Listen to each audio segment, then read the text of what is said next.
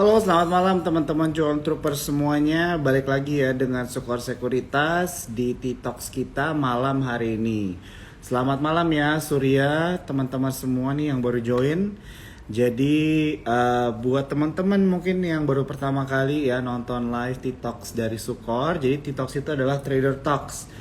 Jadi biasanya kita ngobrol dengan influencer finansial dan juga tentunya pelaku pasar modal ya untuk mendapatkan insight-insight ya mengenai market kita, begitu kan, hari Selasa ini, dan juga mungkin tentang topik yang kita akan bahas, kebijakan-kebijakan baru ya, seperti malam hari ini ada cerita bahwa akan ada kebijakan short selling begitu kan di ISG.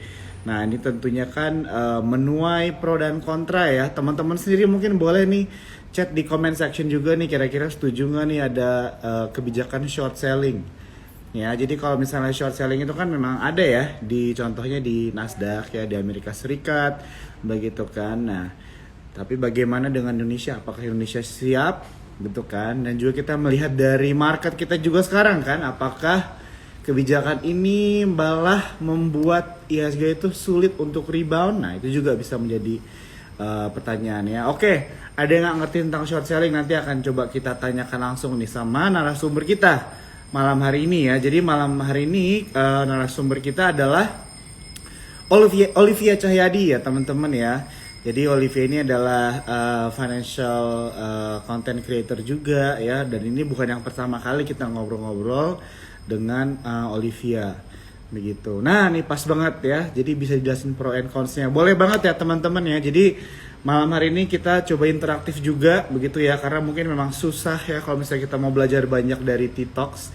Maksudnya dari Instagram Live karena memang cuma sejam atau kurang dari sejam, tapi kita coba diskusi santai ya supaya at least teman-teman ada sedikit pemahaman gitu ya mengenai apa itu kebijakan short selling ya. Dan tidak hanya itu aja, kita akan coba juga melihat market ya teman-teman ya. Tentunya kan memang IHSG ini terkoreksi ya, dan tentunya banyak saham mayoritas big caps yang juga memang masih terkoreksi ya, dan tentunya ini menjadi perhatian banyak investor begitu ya, melihat dari data-data ekonomi global ya, terutama dari The Fed dan Amerika Serikat juga begitu kan, menentukan suku bunga dan sebagainya. Oke, jadi tanpa panjang lebar, coba ya kita invite.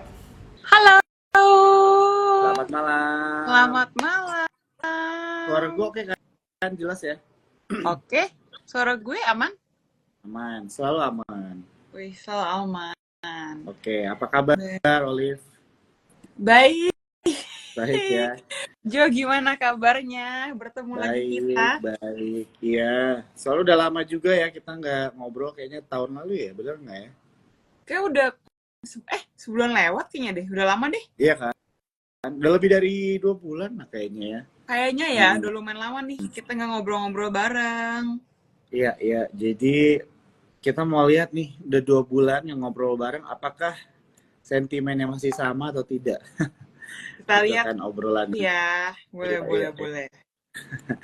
Iya, jadi first of all gue mau say thank you dulu ya buat Olive nih udah mau meluangkan waktunya ya untuk ngobrol-ngobrol Mm-mm. sama teman-teman yang nonton malam hari ini, dan tentunya juga buat Sukor Sekuritas ya. Kita selalu appreciate kalian-kalian gitu yang mau meluangkan waktu. Oke, jadi malam hari ini kita kan mau membahas tentang kebijakan short selling Mm-mm. nih ya. Nah, tapi sebelum kita ke topiknya, gue mau nanya dulu dikit mengenai market kita nih gimana sekarang kan. Kalau misalnya kita lihat IHSG itu kan hari ini masih koreksi ya, walaupun cukup kecil sih sebenarnya Mm. kan. Tapi overall masih tertekan ya kalau misalnya bisa dibilang kayak gitu. Big caps kita juga masih terkoreksi, dan bisa dibilang juga sentimen positif itu masih minim sekali ya. Betul. Apalagi ditambah dengan kebijakan-kebijakan dari bursa yang baru begitu kan, yang Yes. tentunya menuai pro dan kontra gitu ya. Kayak Mm-mm. FCA gitu kan, dan mungkin salah satu yang mau kita bahas malam hari. Nah, tapi secara overall gimana nih lu ngelihat market? Boleh di-share nih sama teman-teman yang nonton malam hari ini. Oke, untuk market kita ya sebenarnya Ya.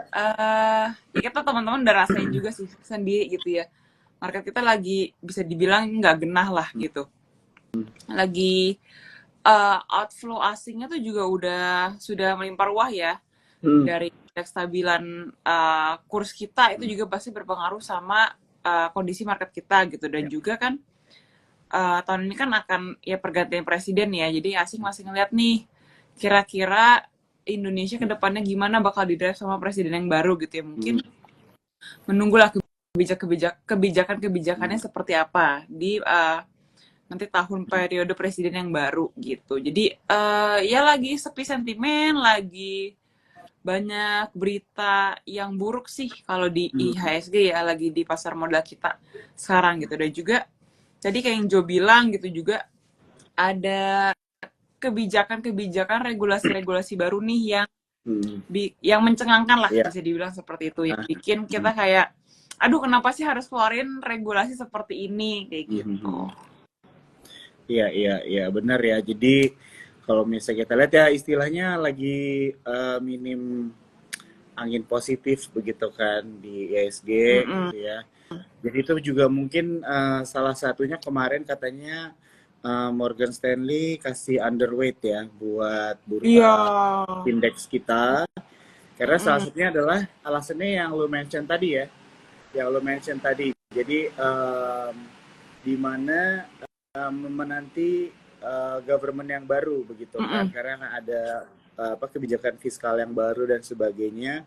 Tentunya ini kan menjadi sesuatu yang apa ya ditunggu gitu ya. Kalau misalnya Mm-mm. bahasa pasar modal yang seorang-seorang suka bilang kan wait and see gitu kan. Jadi Mm-mm. mungkin Mm-mm. itu ya salah satu juga mungkin bisa dibilang alasannya. Oke, nah kalau misalnya kalau misalnya gini deh, mulainya dari sini aja. Jadi contohnya gini, gue pegang BBRI ini ya. Minusnya kan BBRI itu kemarin sampai 30% gitu Yes. kan. 20 gitu kan. Gak cuma BBRI, kemarin semua big banks Iya turun gitu kan. betul. Pokoknya Dan blue chip udah sama, pada berdarah-darah nah deh blue chip. betul gitu. Either berdarah atau enggak stagnan aja Iya. gitu kan. Ada saham-saham Yes. yang stagnan banget. Nah, kalau misalnya gue mau nanya nih, kalau kira-kira strategi investasi atau trading di saat IHSG terkoreksi ini yang baik tuh gimana menurut lo sekarang? Menurut lo dari point of view Olive aja deh, kira-kira Mm-mm. strategi yang baik di saat keadaan seperti sekarang ini itu gimana sih baiknya? Oke, kalau saat kayak gini ya, kalau gue ngomong kayak, ayo Ya. kita pasti bisa trading lah, itu kan Ah, kayak ah, sesuatu yang kayak, wah, kok kamu agak terlalu positif gitu ya. Maksud aku, mhm, ya kita sebagai pelaku pasar, kita juga harus bisa menyesuaikan dengan kondisi pasar lah gitu. mhm, Kalau misalnya kayak situasi yang lagi sekarang terjadi lah gitu, kalau kita paksain trading, sebenarnya kan bisa-bisa aja sebenarnya kalau mhm, memang pemilihan sahamnya tepat gitu ya. Tapi ya tidak bisa dipaksakan juga gitu. Kalau lagi marketnya merah, lagi bearish tapi dipaksa mhm, trading kan agak-agak nggak make, bukan nggak make sense ya, agak nggak make sense lah. mhm, Kalau bisa pun hanya peluangnya mhm, kecil gitu. Jadi mungkin kita bisa shift, bisa either horizon investment kita yang mhm, dipanjangin daripada biasanya, atau enggak kita bisa wait and see dulu nih, kita bisa hold dulu gitu sih. Menurut aku antara dua itu dulu ya, jadi jangan terlalu agresif dulu gitu, karena mhm, kan tadi yang Jo bilang juga, yang kita juga setuju bahwa ini lagi era-era musim-musim bergantian mhm, gitu ya. Jadi mungkin asing pun ngeliat nih kira-kira roadmap ke depannya Indonesia mau seperti apa, program-programnya seperti apa gitu. mhm, Nah, dari situ kan mereka bisa menilai kan mhm, kira-kira kebijakan di Indonesia menguntungkan bagi mereka atau enggak. Kalau mhm, menguntungkan ya di sektor mana gitu. Nah, mhm. dari situ juga nanti akan ada keluar hitung-hitungannya lah pasti.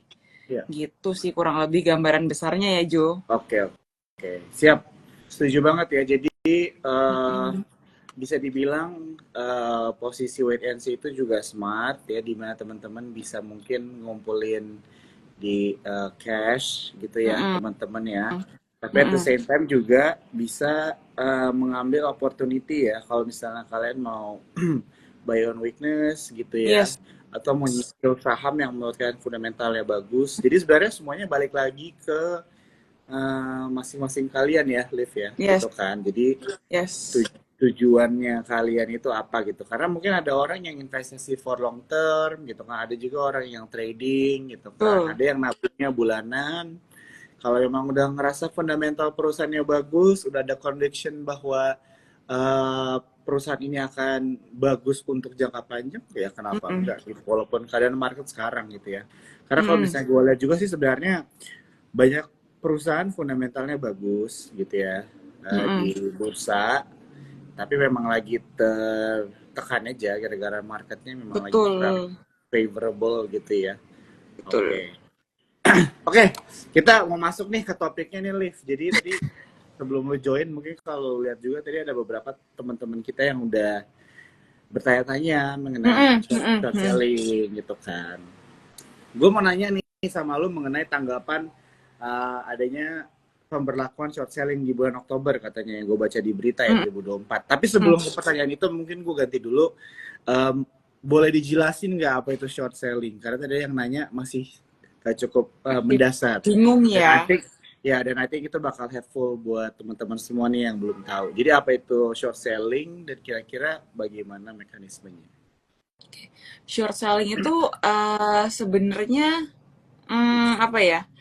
Bisa dibilang kayak mencoba mencari cuan dari turunnya harga saham lah kayak gitu. Jadi kalau short selling itu mekanisme sistemnya nanti adalah pinjem dulu nih, Hmm.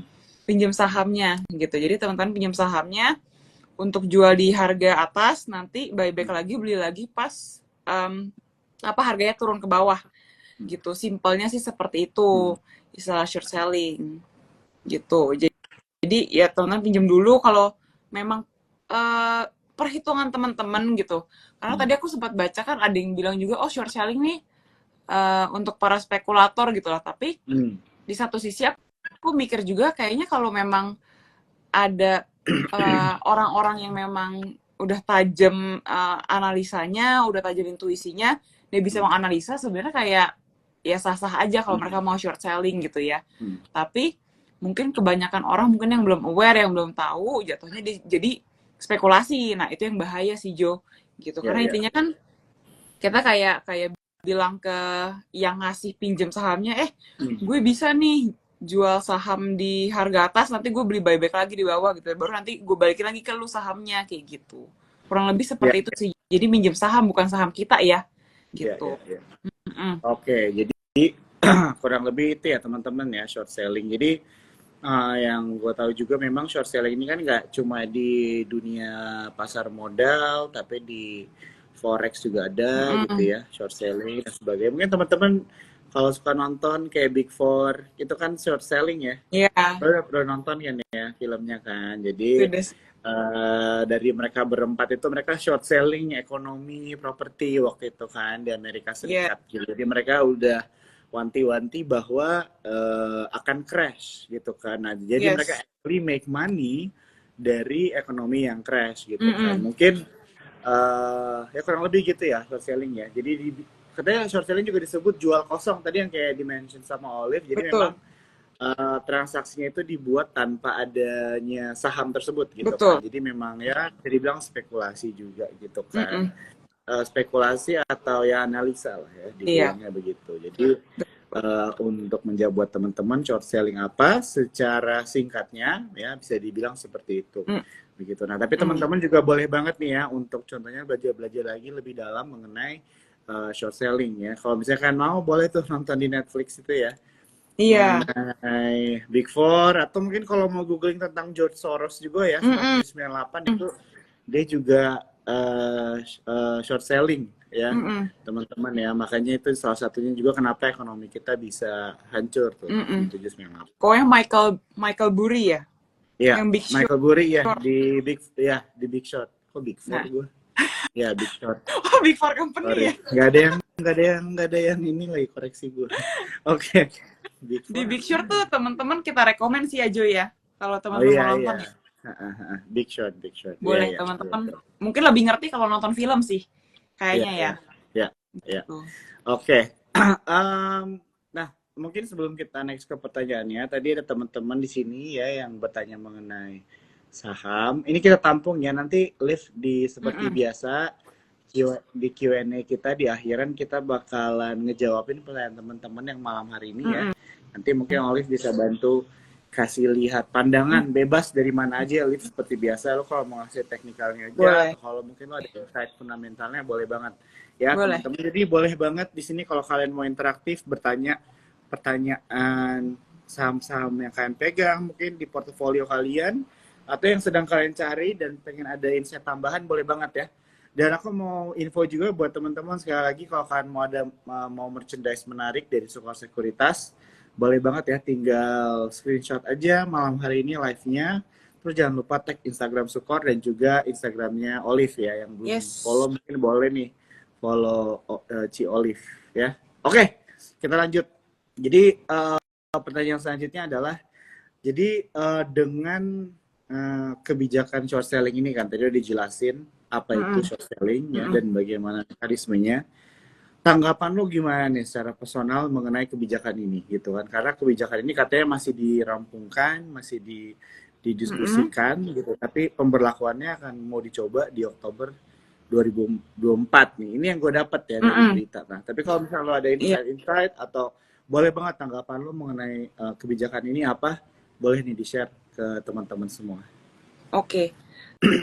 Sebenarnya kalau ngomongin tentang regulasi-regulasi ini gitu ya, mau short selling, mau FCA gitu ya, mungkin Jo juga Hmm. udah dengar juga beberapa teman-teman kita di pasar modal tuh udah rame Hmm. sendiri gitu ya, udah komplain sendiri gitu. Jadi menurut aku em, tanggapan penerapan short selling di pasar modal Indonesia gitu menurut aku sih Hmm.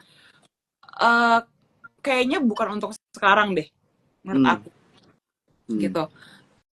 Apakah short selling itu boleh diterapkan di bursa saham Indonesia? Boleh aja, cuman kan Hmm.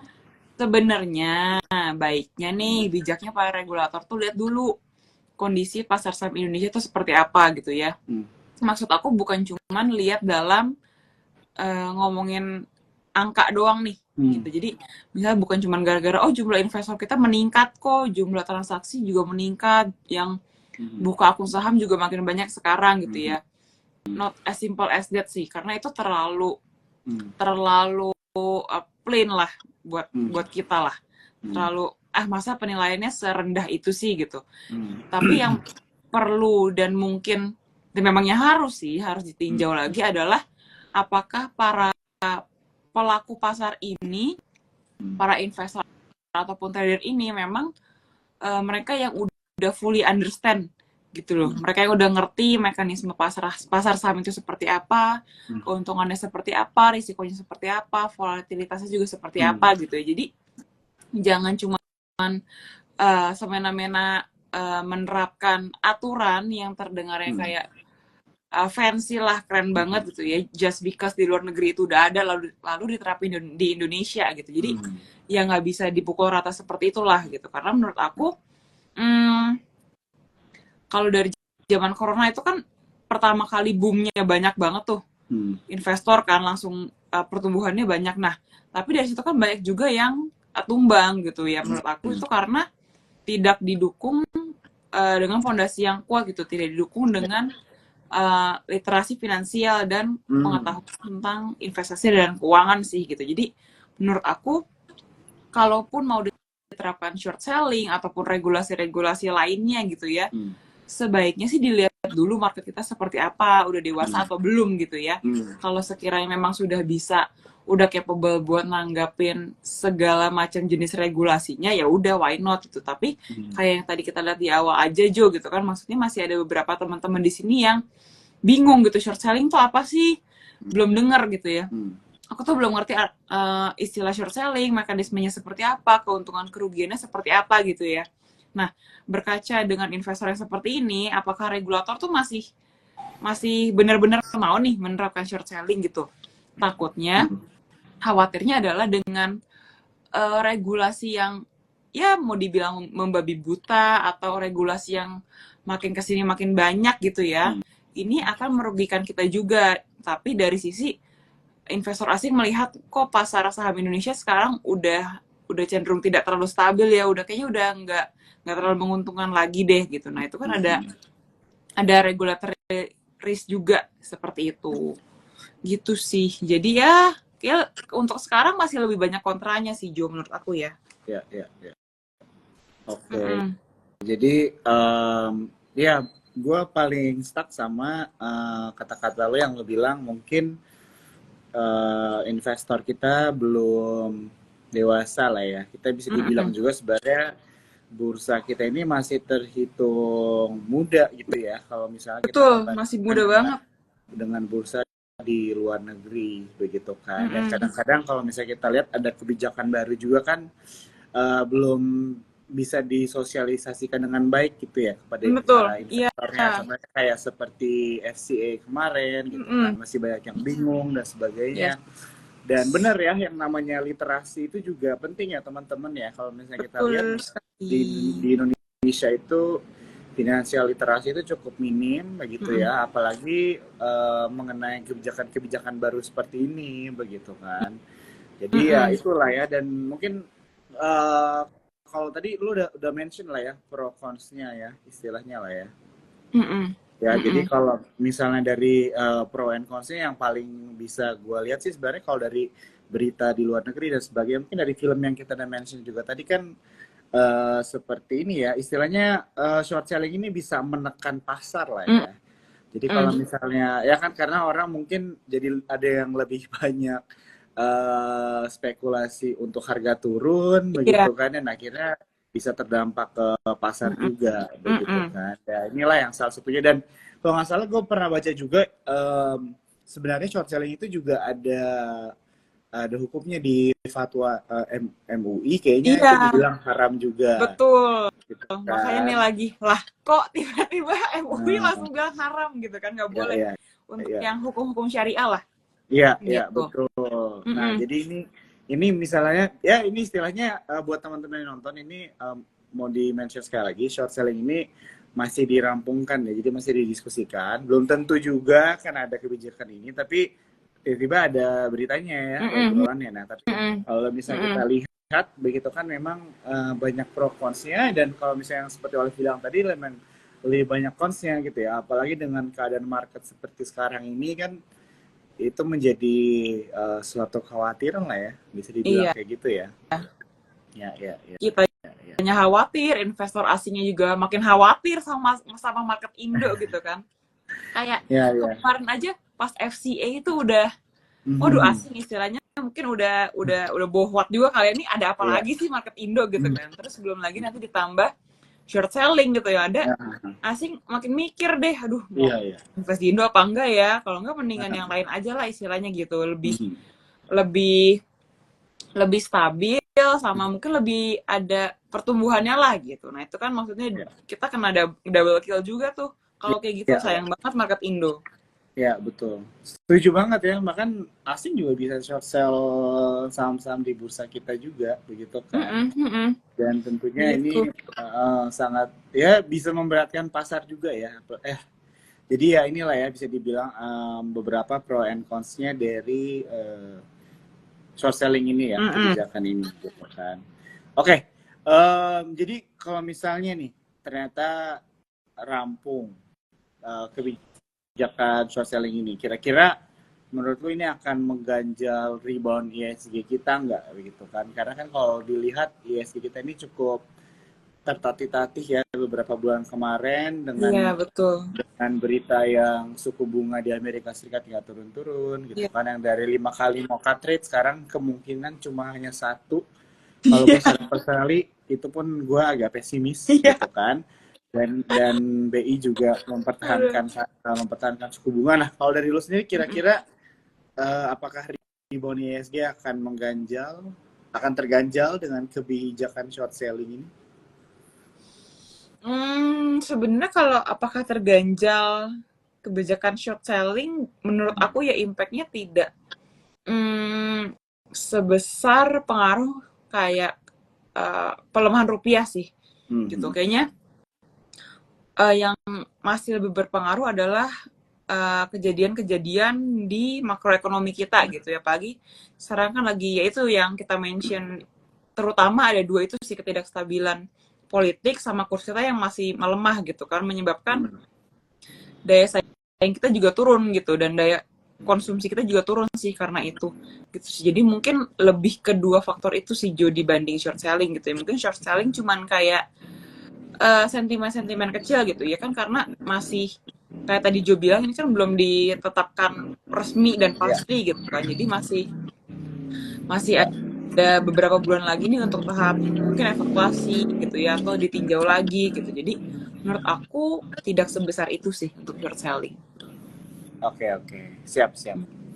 Kita dari tadi ngomongin short selling, mulut gue tuh hampir kepleset bilang sour selling. Short selling. Ini tongue twister ya Sour selling teman-teman mah ya. gak ada yang nolak ya. Tongue twister nih, short selling gitu ya. Iya, Oke. makanya. Oke. Teman-teman semua, jadi kurang lebih itu ya kebijakan short selling di pasar modal yang sedang dibicarakan, dan tentunya teman-teman juga boleh nih ya, ini sesuatu yang perlu kita perhatikan juga ya, apalagi kalau kalian pelaku pasar modal, tentunya juga perlu melakukan em, ini ya, riset masing-masing ya. Kalian juga perlu baca-baca juga nih, follow up, dan juga tentunya membantu meng-guide begitu ya bursa kita yang bisa dibilang masih muda ini kalau kita bandingkan dengan bursa-bursa di luar sana begitu. Nah, jadi buat teman-teman sekali lagi aku ingetin, kalau misalkan ada pertanyaan mengenai saham-saham yang ingin kalian tanyakan, boleh banget ya ketik aja di komen, nanti kita ambilin pertanyaan kalian ya. Dan buat kalian juga malam hari ini yang penasaran dengan merchandise dari Sukor Sekuritas, aku mau kasih buat dua orang yang terpilih. Kalau misalnya kalian screenshot aja Instagram live malam hari ini, dan jangan lupa tag Sukor dan juga tag Instagramnya Olive ya. Oke.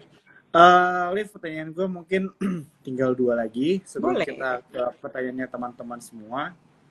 Jadi what do you think nih prospek market sampai akhir tahun ini? Lo rasanya kira-kira market ini bakal kayak gimana nih?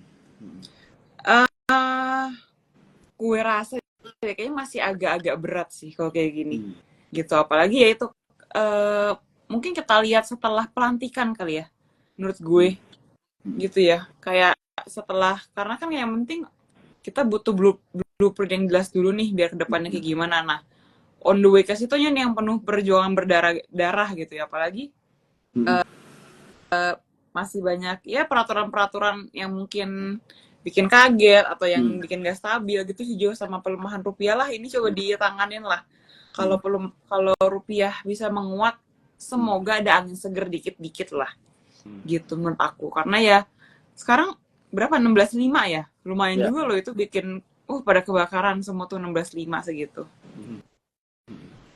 Kayaknya masih liatin penguatan rupiah, sama kita lihat BI juga lah menanggapi kondisi seperti ini gimana gitu ya. Oke, kalau misalnya ngomongin mengenai sektor nih, dengan keadaan market yang sekarang, kira-kira ada nggak sektor yang lu rekomendasikan untuk diperhatikan gitu? Mungkin dari semua sektor ini yang lebih defensif, atau mungkin bisa juga lebih relatif aman begitu. Kira-kira ada nggak nih? Dan mungkin kalau ada boleh di-share sama teman-teman yang nonton malam hari ini. Kalau situasi kayak gini sebenarnya lagi agak sulit menurut gue. Kayak maju mundur kena gitu kan. Mau mereka yang fokus di lokal pun daya beli kita lagi tidak sebegitu kuat. Mereka yang mau ekspor gitu ya sebenarnya bisa, tapi kalau mereka punya beban dalam dolar itu juga pasti kena geprek juga gitu kan Jo. Jadi sebenarnya idealnya itu yang bisa ekspor tapi bebannya tuh masih rupiah. Nah itu sih sebenarnya yang enak seperti itu gitu. Kalau ngomongin kira-kira sektor yang aman gimana, mungkin kita bisa balik lagi ke defensif, itu bisa ke bank. Kayaknya baru itu sih, yang lain lagi agak-agak tricky ya Jo menurut gue, lagi agak-agak susah gitu. Kalau maupun di hold, holdnya yaitu horizonnya dipanjangin. Gitu, pendek-pendek sih gitu, lagi agak tricky lah, maju mundur kena. Kalau enggak ya hold cash dulu juga boleh.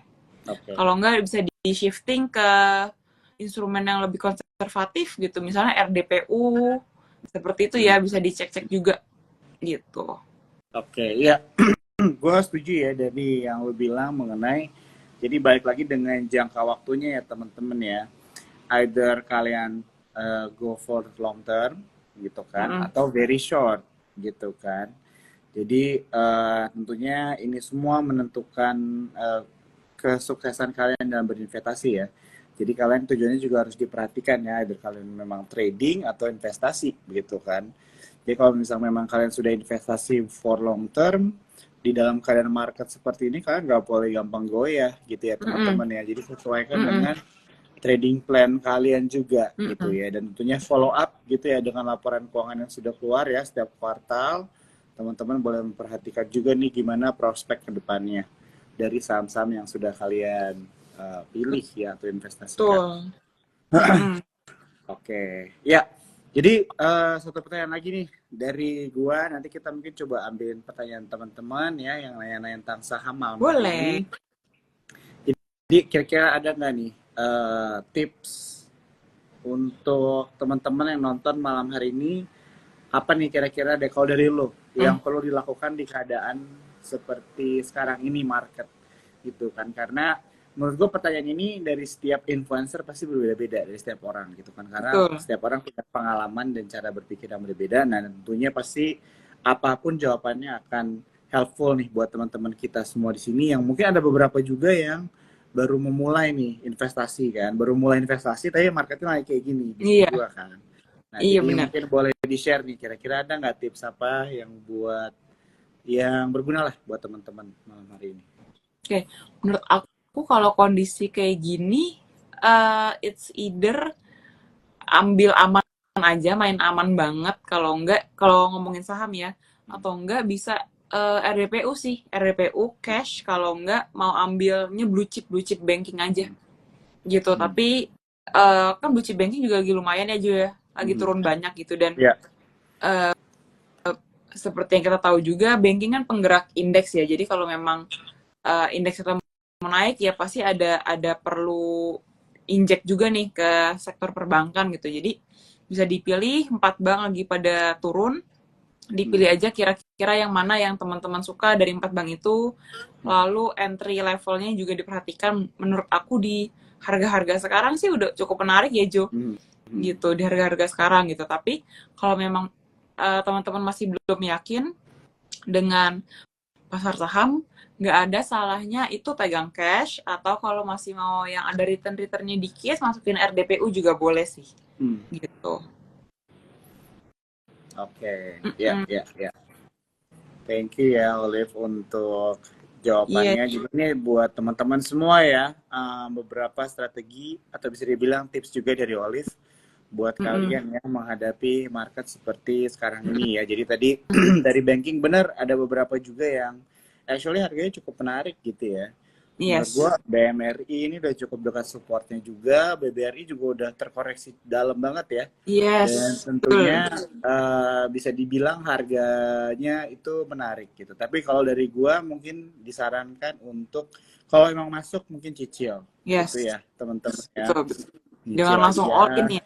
Ya, jangan langsung all in juga, dicicil begitu kan. Tapi penting juga untuk melihat jagoan dari para big bank sini juga ya teman-teman ya. Jadi kalian bisa selektif juga mana saham-saham yang lebih baik gitu ya. Kalau misal dari aku mungkin personally, tapi teman-teman ini ya di your own research juga, mungkin menurut aku yang menarik tuh sekarang BBRI sama BMRI sih gitu ya.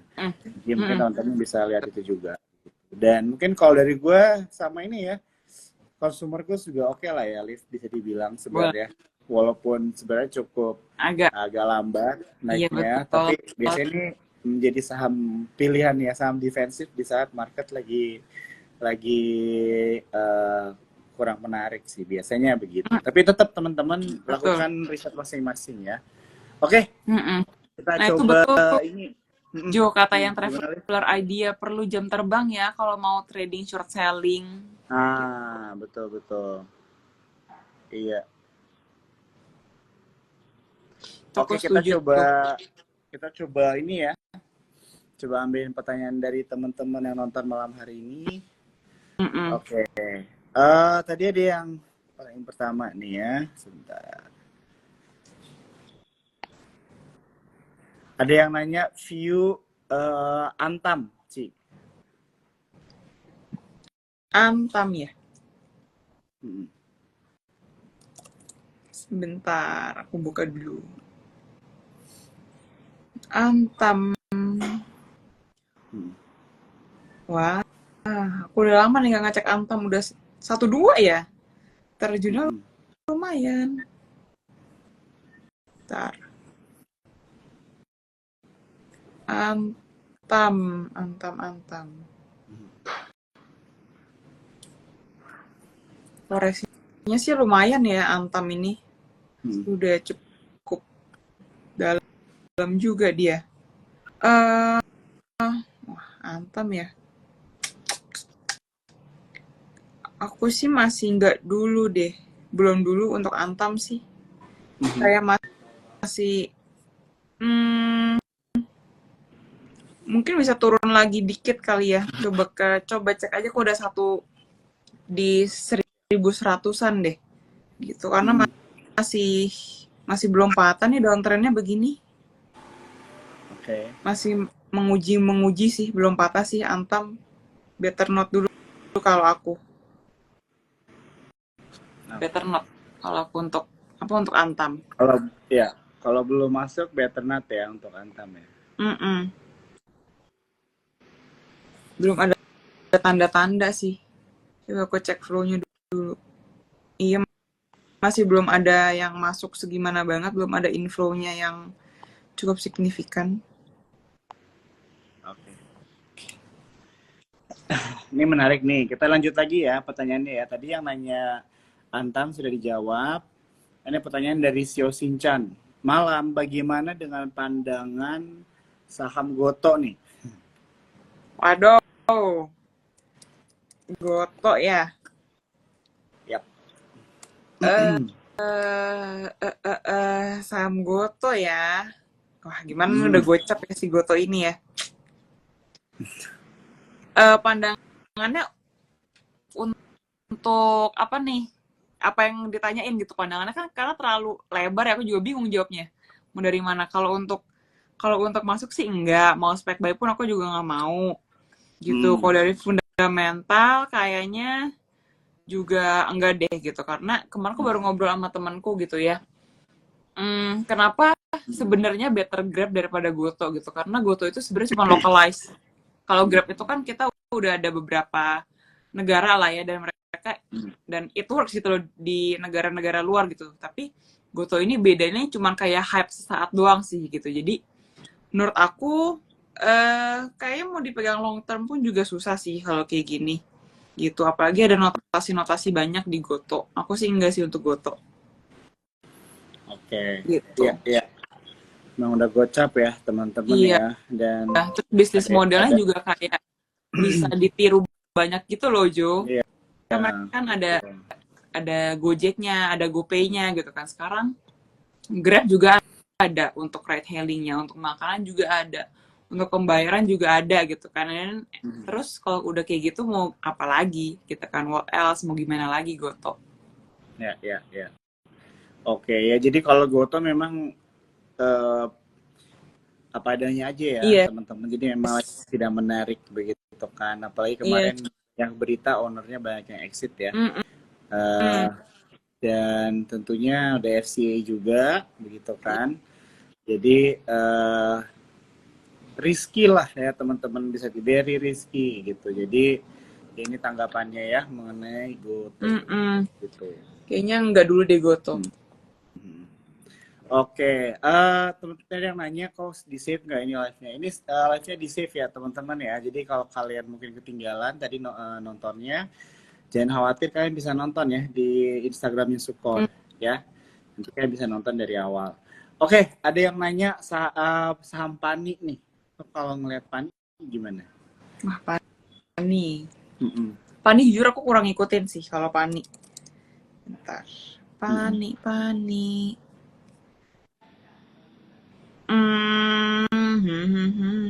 Oh, dia baru baru rebound sih.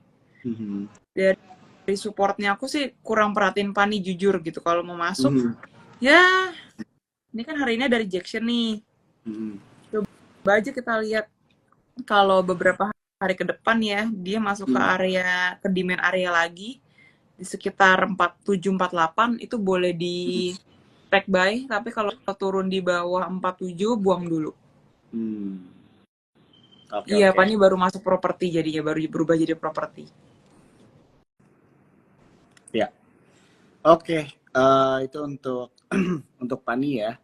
Dan mungkin juga kalau misal dibilang secara sorry, overall sektor properti juga kurang angin ya. Apalagi Iya, rate-nya dengan masih begitu, masih masih agak-agak berat. ya betul. Oke, kita lanjut lagi. Ini ada pertanyaan dari Michael Liang 21. Saat konstruksi bagaimana udah mau ganti presiden, kira-kira bisa balik ke atas lagi nggak? Gitu. Sahamnya banyak banget nih. PTPP, Wika, Adi, USKT. Cuma ya in general aja lah kira-kira gimana tanggapan lu Oke, untuk pertanyaan ini. kalau konstruksi ya, aduh, Hmm. konstruksi itu kasihan banget lah intinya mah begitu. Hmm. Hmm. Kasihan banget Hmm. konstruksi itu. Karena Hmm. ada beberapa temanku juga yang kerja di konstruksi gitu ya. Kalau dengar ceritanya itu udah kayak, aduh, dan mendingan gak usah masuk konstruksi deh. Iya, iya. Gua Gitu, sebenarnya gue karena setuju.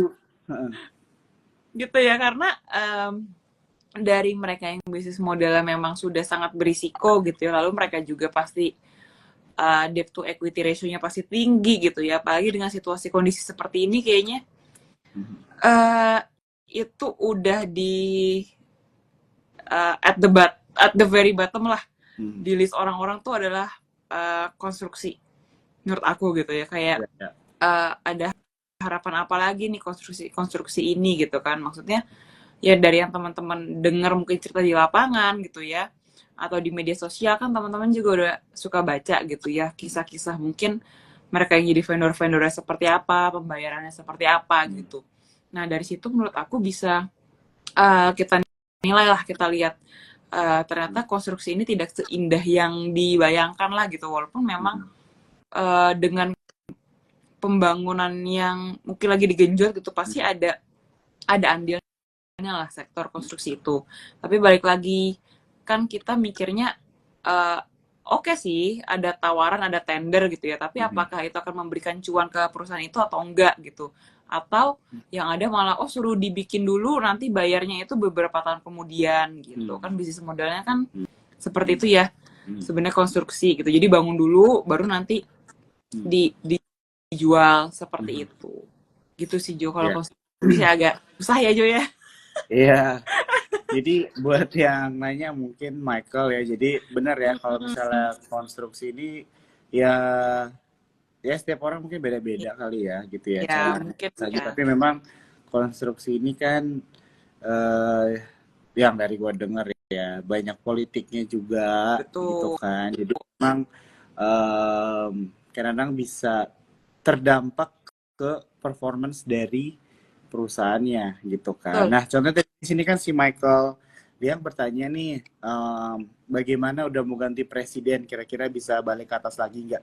Jadi sebenarnya bukan faktornya ya, kalau my opinion ya, Mm-mm. mungkin Olive juga bisa koreksi. Mm-mm. Eh, Faktor dari konstruksi ini nggak naik bukan hanya karena pergantian presiden aja gitu, karena ada proyek baru, tapi juga tentunya dari suku bunga kita gitu Mm-mm. kan. Betul. Jadi kenaikan suku bunga ini kan secara nggak langsung meningkatkan beban-beban material dari sektor Betul. konstruksi ini teman-teman. Jadi kan dengan kita suku bunganya masih di angka yang sama begitu kan, di Amerika juga tidak ada tanda-tanda menurunkan suku bunga mereka anytime soon. Jadi memang bisa dibilang emiten konstruksi ini masih tertekan begitu ya. Apalagi saham-saham konstruksi BUMN nih teman-teman ya yang memiliki utang besar gitu. Jadi tentunya kan ini berdampak ke laba emiten mereka begitu. Jadi Mm-mm.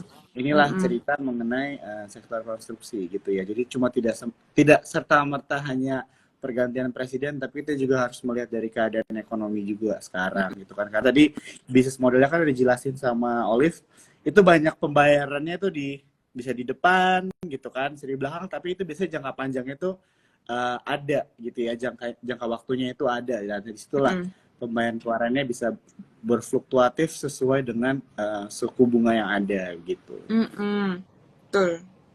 Ya, ya, oke, kita lanjut lagi. Ini ada yang nanya ASI sama Telkom nih, udah gua ping. Wah, asik Telkom ya. Sebentar. Hmm. Asik. Oh, tadi kita kan ngomongin properti juga ya, Ju ya, dengan suku bunga kayak gini Aha. ya lagi susah kan, tapi Hmm. ya sebenarnya kita berharap dari suku bunga itu kali ya. Salah satu Iya, angin segar itu mungkin sentimennya ya, iya, betul, gitu. betul. Kayak untuk Astra. Hmm. Astra kayaknya masih nggak dulu deh. Hmm. Gitu, dari fundamentalnya emang masih turun, Hmm. ditambah lagi dengan teknikalnya seperti ini gitu ya, masih Hmm. downtrend banget, belum sempat nembus-nembus, kayaknya Astra nggak dulu. Dan juga memang by history pun 5 tahun itu Astra sideways tipenya Hmm. gitu. Jadi Astra sih nggak dulu buat aku. Itu Hmm. belum ada eh, sesuatu yang menggairahkan lah gitu. Kemarin Hmm. juga ada penurunan di penjualan gitu ya, di LK-nya juga turun. Coba kita lihat dulu nanti seperti apa untuk Astra. Kalau Telkom, dia sih lagi secara teknikal ya, lagi menuju resistennya sih. Kemarin mantul nih 2 kali di 27 gitu menuju resisten. Kita lihat dulu. Nanti kalau udah sekitar ya 3 ribuan lah, itu kan daerah resistennya. Kita lihat di sana harganya apakah bisa break ke atas atau mantul lagi ke bawah. Kalau misalnya mantul lagi ke bawah, coba tunggu di demand-nya aja di 28 gitu, 27 28. Nanti kalau dia mantul ya nanti TP-nya di 3.000, kalau enggak cut loss kalau di bawah 27. Hmm. Oke, oke. Mm-mm. Ya, ya. Telkom. Ya, menarik ya ini, soalnya apalagi lagi banyak diskusi mengenai Starlink masuk juga kan. Iya, Jadi apakah akan istilahnya membuat sektor telekomunikasi ini melakukan tembusan-tembusan baru gitu oh ya. Karena ada iya, menurut tuh kompetitor gimana tuh Jo? baru. Starlink, si Starlink. Oh, sebenarnya Reviewnya sih ada, bagus ya barangnya. Reviewnya sih iya oke sih. barangnya. Iya sih, tapi sejujurnya gue juga belum pernah pakai kan, jadi nggak tahu ya, Hmm. gitu kan. Jadi, tapi sebenarnya harganya itu katanya sama sih sebenarnya. Di sini baik yang bilang harga Starlink itu mahal. Coba kalau di Iya. Amerika itu sebenarnya harganya mirip-mirip ya teman-teman. Itu sekitar 200-300 dolar. Kalau di sini kayak kemarin harganya 4, 5, 6 juta lah, nggak Mm-mm. salah ya, gitu kan. Jadi tentunya ini kan menarik sih ya, persaingan menarik ya, satelit lawan tower nih istilahnya gitu kan. Iya, Karena kan kalau di kita iya. kan masih pakai pertauran gitu kan. Nah, tapi kalau misalnya bilang bagaimana dampaknya, mungkin akan ada, mungkin bisa ada dampaknya ya, tapi semua itu tergantung dari kebijakan pemerintah juga sih, gitu Mm-mm. kan. Jadi apakah nanti mungkin ada kebijakan sesuatu yang istilahnya membuat sektor telekomunikasi ini memang harus menaikkan apa ya, memperbarui lah ya istilahnya layanan Mm-mm. mereka, Mm-mm. begitu kan, atau mungkin mempersulit Starlink untuk beroperasi di Indonesia juga gitu kan, jadi bisa buat Akan ada selisih. win-win situation lah intinya nanti. Iya, Kita lihat gitu, aja jadi win-win mesti kita lihat situationnya juga gimana. sih, tapi kalau so far sih kayaknya belum ada yang berubah ya, walaupun Starlink udah masuk juga begitu kan. Mm-mm. Mm-mm. Jadi ya ini bisa jadi sesuatu ya teman-teman, perhatikan juga nih kira-kira. Nah tuh Starlink Oh iya, kena karena regulasi regulasi limit. limit. Nah jadi itu bisa dipersulit atau memang dibiarkan aja supaya sektor telekomunikasi ini bersaing gitu. Tapi sekali lagi dimention ini satelit versus tower gitu ya Iya. teman-teman ya. Jadi Mm. ya inilah sesuatu yang harus kita perhatikan juga gitu. Mm-mm.